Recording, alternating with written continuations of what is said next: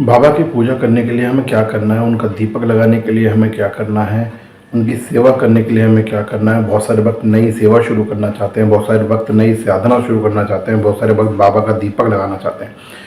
ये सवाल अक्सर मुझे भक्त पूछते हैं, तो आज इस वीडियो में मैं यही बताने जा रहा हूँ कि आपको बाबा की सेवा करने के लिए क्या करना है, उनका दीपक कैसे लगेगा, उनकी सेवा कैसे होगी, उनकी नई साधना कैसे होगी।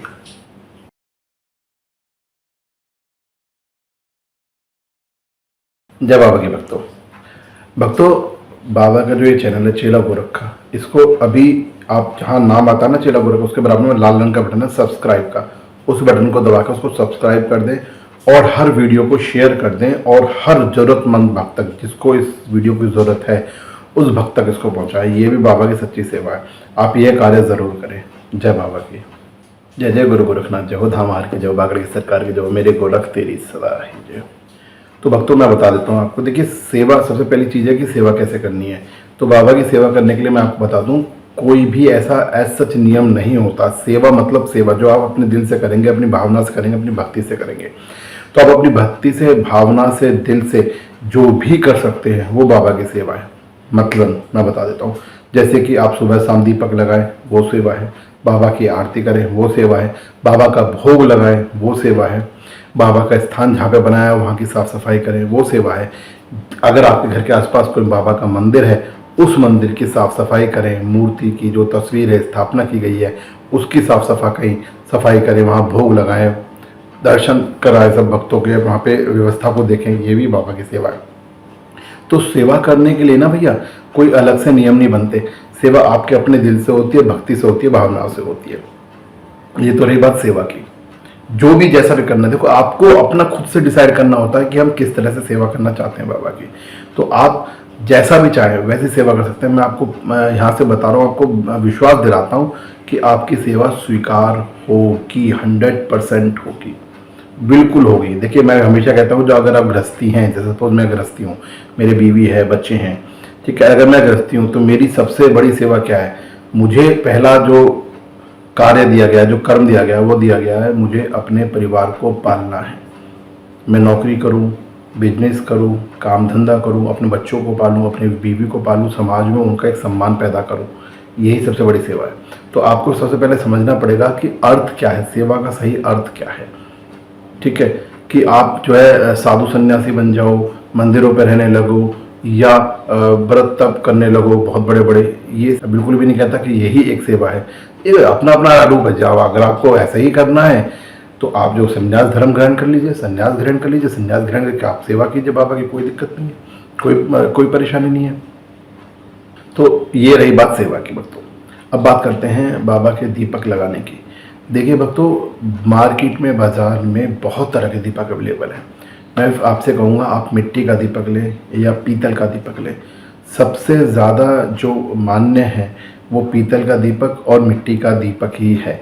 बाकी तो अवेलेबल पता नहीं कौन कौन से धातु के हैं, आज की डेट में बहुत अवेलेबल है और किसी भी डिज़ाइन का हो सकता है। तो भैया मैं ये नहीं कहता आपके भैया, जो भी मैं कहता हूँ कि जो भी आपके सामर्थ्य है, आप अपनी सामर्थ्य अनुसार दीपक ले लें मार्केट से, चाहे मिट्टी का ले लें चाहे पीतल का ले लें। बस मिट्टी के दीपक को इसलिए मैं मना कर देता हूँ कि मिट्टी के दीपक की क्या बात होती है कि वो एक तरह से ना कहना, एक बार जलने के बाद दोबारा उसको प्रयोग करना बड़ा मुश्किल होता है। जबकि आप अगर पीतल का दीपक लेंगे, एक बार आपने पीतल का दीपक लिया, उस दीपक को सुबह आपने जोत करी, शाम को आप फिर उसको धो के फिर दोबारा जोत कर लीजिए, शाम को जोत करी, फिर सुबह को धो के दोबारा जोत कर लीजिए, तो आप ज्योति कर सकते हैं। सबसे बड़ी चीज़ है कि आपको ज्योति दीपक लगाना कैसे।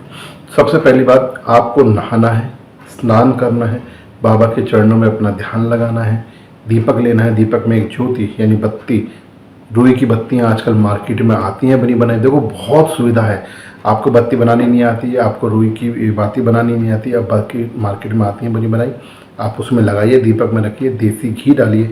अब यहाँ पे एक सवाल फिर आता है कि क्या देसी घी का ही दीपक लगेगा बाबा को। देखिए मैं आपको बता दूँ, पुराने काल में जो पुराना समय था, देसी घी बहुत आसानी से अवेलेबल था, सस्ता भी था, बहुत ज़्यादा महंगा भी नहीं था। आज मैं एक बात कहता हूँ बार बार कि आप अपनी सामर्थ्य के अनुसार कार्य कीजिए। देखो मुझे मेरी सामर्थ्य बाबा ने दी है कि तिल का तेल का दीपक लगा सकता हूँ, तो मैं तिल का तेल का दीपक लगाऊंगा, बाबा के चरणों में शीश नवाऊंगा और तिल के तेल का दीपक लगाऊंगा।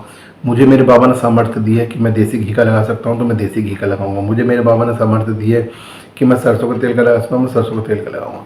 मेरा मानना यह है कि इम्पोर्टेंट ये नहीं है कि आप सरसों के तेल का दीपक लगा रहे हैं, तिल के तेल का दीपक लगा रहे हैं, सर घी का लगा रहे हैं।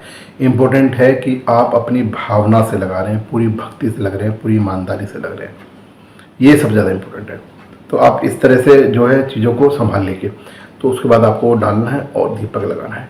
एक चीज़ ध्यान रखिएगा, जब भी आप दीपक लगाएं बाबा के सामने, तो जब तक आप बैठे हैं स्थान पर, उस स्थान पर, जिस पूजा के स्थान पर जहाँ पर आप पूजा करते हैं बाबा की, तो तब तक वो दीपक जलना चाहिए। कम से कम इतना तेल, इतना घी उसमें ज़रूर डालें कि वो दीपक प्रज्वलित रहे उस टाइम तक। बाबा का कोई भी एक मंत्र, ओम श्री गोरक्षनाथाय नमो नमः, ओम श्री गोरक्षनाथाय नमो नमः, इसका जाप करें 11 बार, 21 बार, 31 बार, जितनी बार भी आप कर सकते हैं दीपक लगाते वक्त इसका जाप करें। या आप ओम नमो गोरक्षनाथाय नमो नमः, ओम नमो गोरख, ओम गोरक्षनाथाय नमो नमः, ओम गुरुवे नमः, कोई भी मंत्र आप ले सकते हैं, उस मंत्र का आप जाप कर सकते हैं बाबा के दीपक लगाते समय। तो इस तरह से, इस विधि से आप दीपक लगाएंगे। बाद में दीपक लगाने के बाद जब आपकी मंत्र जाप वगैरह कंप्लीट हो जाए तो आप बाबा के चरणों में शीश नवाएंगे, अपनी गलती के लिए उनसे क्षमा मांगेंगे। क्यों? क्योंकि उनसे ये सीधी सी प्रार्थना होगी कि भाई मुझे ना दीपक लगाना आता है, ना मंत्र जाप आता है, ना पूजा पाठ आती है, जो भी किया है आपकी प्रेरणा से किया है और इसको स्वीकार करें, और मेरी गलती हुई है, भूल हुई है तो मुझे क्षमा करें। ये आप इससे क्षमा चरण करिए। अब यह तीसरा सवाल आता है जो कि साधना का। देखिए, मैं कई बार अपनी वीडियोज़ में बता चुका हूँ कि भैया साधना का पहली बात तो ये है कि एक मोटिव होता है हर कार्य का। साधना क्यों करनी है आपको? क्योंकि साधना कोई नॉर्मल पूजा नहीं है कि कभी सुबह कर ली, कभी शाम को कर ली, या जब मन चाहा जब बैठ गए। साधना एक नियम है, और नियम पकड़ना आसान है, नियम को निभाना बहुत मुश्किल है। और एक चीज़ और है, जब आप नियम नहीं निभा पाते हो तो आपको बहुत नुकसान होता है। तो साधना करने से पहले एक मोटिव बताएं कि भाई आपका मोटिव क्या है। मेरे पास बहुत सारे फ़ोन आते हैं कि हमें साधना करनी है, हमें गुरु दीक्षा लेनी है, हमें। मैं हमेशा एक ही सवाल पूछता हूँ सबसे पहला कि भाई आप अपना मोटिव बताइए, आपका मोटिव क्या है साधना करने का, क्यों करना चाहते हैं। बहुत सारे लोग कहते हैं हमें भला करना है दूसरों का, बहुत सारे लोग कहते हैं हमें पूछने के लिए करना है। भाई साहब, एक चीज़ बताइए, आप अगर आप दूसरों का भला करना चाहते हैं, मैं मान ली, फिर जब मैं उनसे पूछता हूँ आप क्या करते हो, होता जी हम तो बहुत परेशान, हमारे ये हो रहा है। तो भाई पहले अपने आप को सही कर लो, है ना। पहले अपने आप को सही कर लो, अपनी बातों को सही कर लो, अपने व्यवहार को, अपने कर्म को ठीक कर लो, उसके बाद साधना कर लेना। पहले कम से कम मैं ये कहता हूँ कि पूजा करके, जैसे मैंने बताया आपको, सेवा करना बाबा की कैसे की जाएगी, दीपक कैसे लगेगा, पहले ये 2 कार्य आप पूरे करो। मेरा मानना ये है कि अगर ये 2 कार्य आपने बहुत अच्छे से पूरे किए, पूर्ण किए, वैभव में किए, तो आपको ऑटोमेटिक ईश्वर से, आपको ऑटोमेटिक बाबा से प्रेरणा मिलेगी कि साधना करनी है। चल भाई अब तू साधना कर, अब तो ये कर। देखिए, किसी को देख के, किसी को समझ के कोई कर रहा है और आप उसकी साधना करने लग जाएं तो ये गलत है। ऐसे आपको कुछ नहीं प्राप्त होने वाला, बिल्कुल भी कुछ प्राप्त होने वाला नहीं है, जो कि बिल्कुल एक गलत प्रोसेस है, बहुत एक गलत क्रिया है। तो इसलिए सोच समझ के जो भी कार्य करें, बहुत सोच के करें, बहुत समझ के करें, और बहुत ही कहते हैं ना, भाव विभोर होके पूरी भक्ति ईमानदारी से करें। बाबा की कृपा सभी पर बनी रहेगी। इस वीडियो को हर भक्त तक शेयर करें ताकि वो समझ सके कि भोग, पूजा, साधना कैसे करनी है। जय जय गुरु गोरखनाथ, जय जय धाम।